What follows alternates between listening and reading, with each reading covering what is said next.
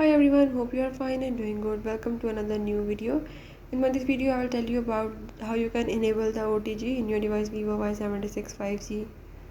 So if in this device you want to enable the OTG, or if you want to connect the USB with your device, you can easily do this by the methods I will show you in this video.